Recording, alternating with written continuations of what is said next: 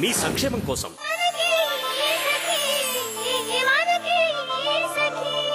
విరామం తర్వాత సఖీ కార్యక్రమానికి స్వాగతం.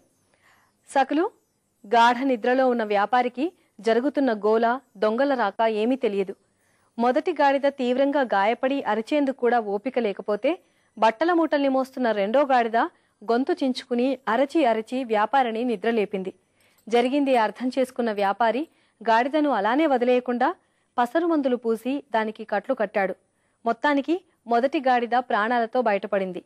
రెండో గాడిద మొదటి గాడిద తనని చిన్నబుచ్చుకునేలా చేసింది కదా, నేనెందుకు సహాయపడాలని ఆలోచించలేదు కాబట్టే మొదటి గాడిద ప్రాణాలతో బయటపడగలిగింది. అప్పుడు మొదటి గాడిద రెండో దానికి కృతజ్ఞతలు చెప్పింది. వ్యాపారి ప్రయాణమయ్యే రోజు నువ్వు దగ్గరలో ఉన్నావు కాబట్టి నీ మీద బంగారం మూటలు కట్టాడు. నేను దూరంగా గడ్డి మేస్తూ కాస్త ఆలస్యంగా వ్యాపారి దగ్గరికి వచ్చాను కాబట్టి మిగిలిన బట్టలు, ఆహార పదార్థాలు నా మీద వేశాడు. అంతే తప్ప మనలో ఏ లోపాలు లేవు, ప్రత్యేకతలు చూసి కాదు అని వివరించింది రెండో గాడిద. మనలోనూ ఆ గాడిదల వంటి మనుషులు ఉన్నారంటారా, లేరంటారా? మీరు ఆలోచిస్తారు కదా. మరి మీ ఆలోచనల్ని మాకు రాసి పంపించండి. మా చిరునామా సఖీ, ఈటీవీ 2, రామోజీ ఫిలిం సిటీ, హైదరాబాద్ 501512.